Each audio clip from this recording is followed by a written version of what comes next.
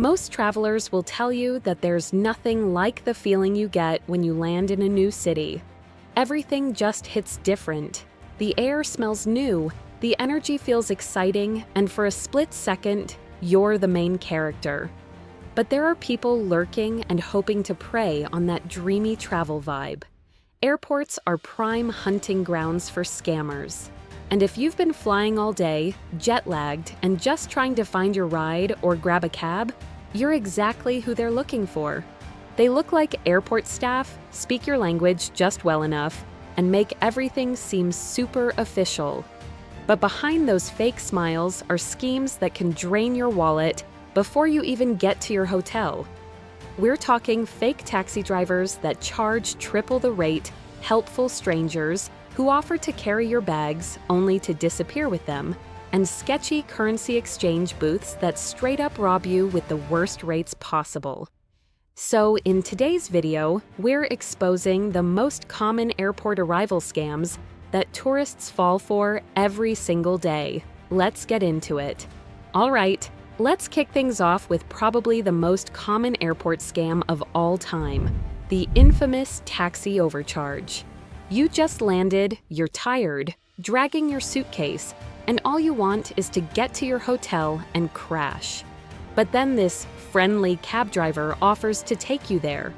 Of course, this looks convenient, except that it's not. Because next thing you know, he's telling you the meter is broken, which, let's be honest, is code for I'm about to charge you 3 times the actual fare. And if the meter is working, don't relax just yet, because sometimes they'll use a rigged meter that ticks up faster than your heartbeat when you realize you've been scammed. So, how do you avoid this mess? First rule, know what the ride should cost. Always ask your hotel or hostel staff ahead of time. They'll give you a realistic price range, and that alone can save you from getting played. Second, if a cabbie tries to negotiate a price before even turning on the meter, that's a red flag. Tell them the correct rate you know. If they push back or try to sweet talk you, walk away. There are plenty of drivers who play by the rules.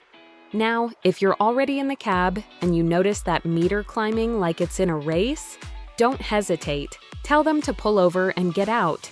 It's better to hop out early than to get hit with a ridiculous fare later. Also, pro tip, make a mental note or snap a pic of the driver's ID number when you get in. If something shady happens, many countries have tourism boards where you can file a complaint and actually get results. And this might sound obvious, but trust me, people still fall for it. Never ever get in an unlicensed cab.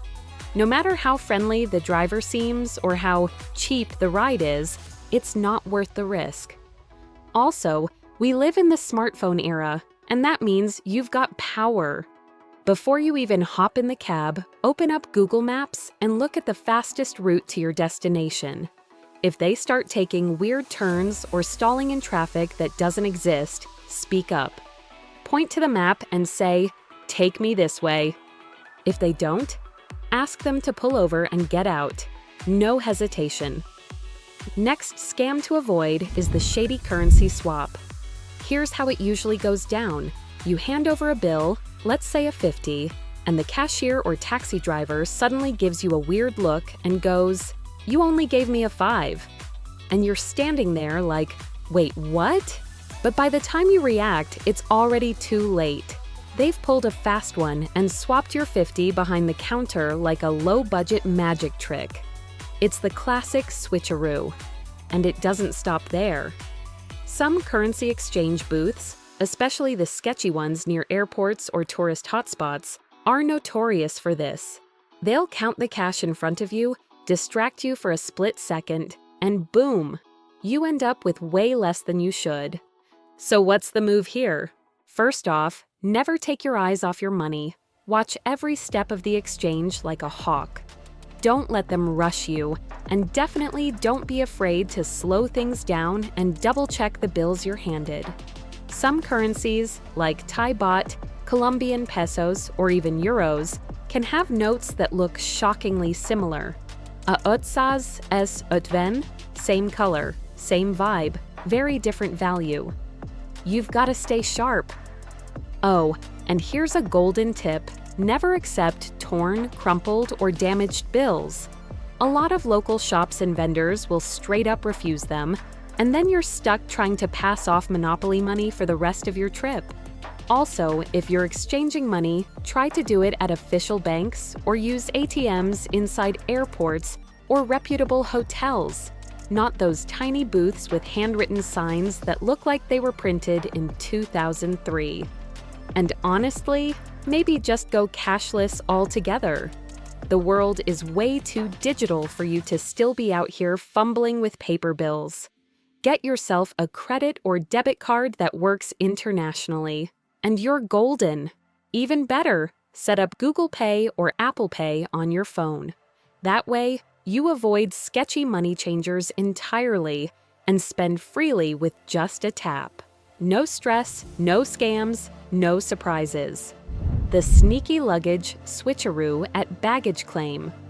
This one is straight out of a heist movie, and it happens more often than you'd think. It's the baggage switcheroo, and trust me, it's slick. Imagine standing by the baggage carousel, jet-lagged and half-scrolling through your phone, just waiting for your suitcase to pop out. Then, a concerned traveler standing next to you goes, "Hey, I think we grabbed each other's bag by mistake."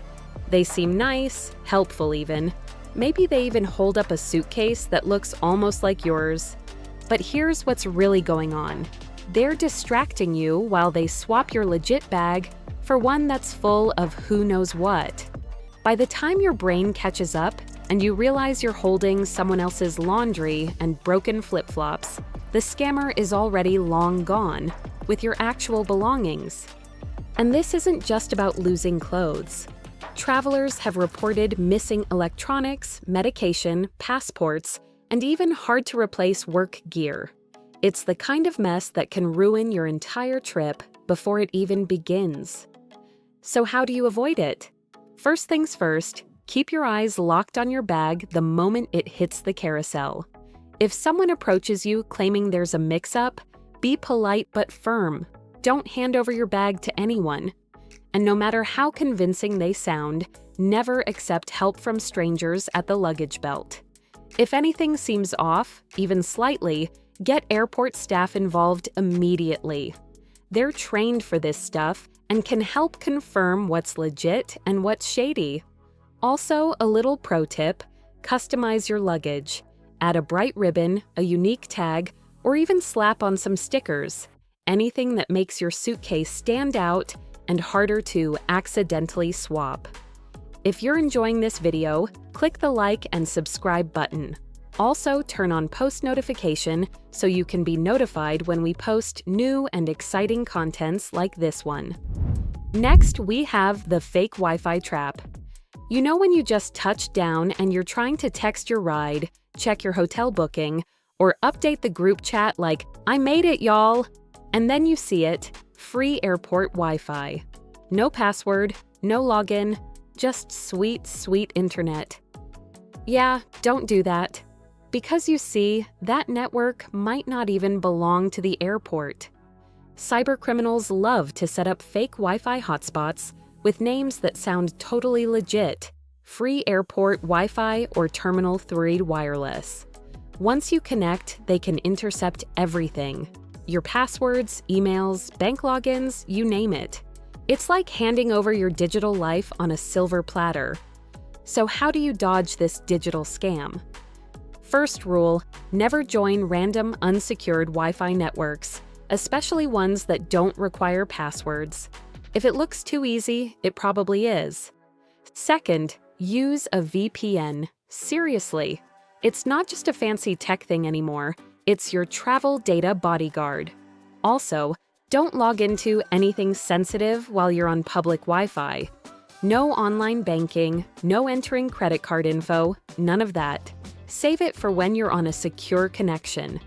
And if you're ever unsure which Wi-Fi network is legit, just ask the staff. It takes 2 seconds and could save you a world of stress later on.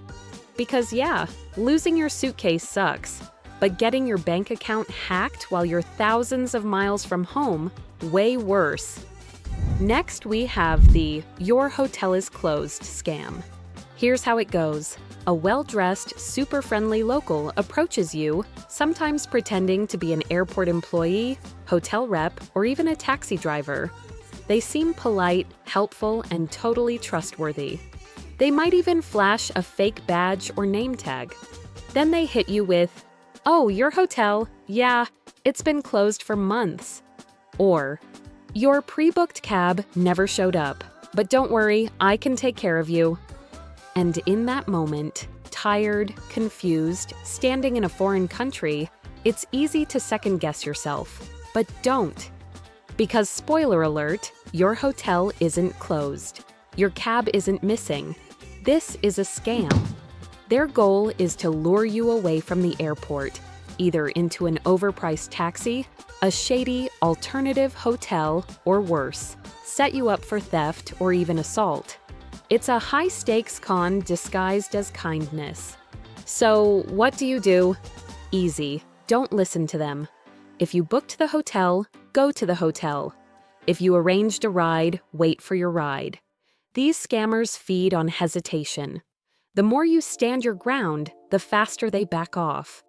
And yes, while it sounds like something no one would fall for, you'd be surprised how many travelers do.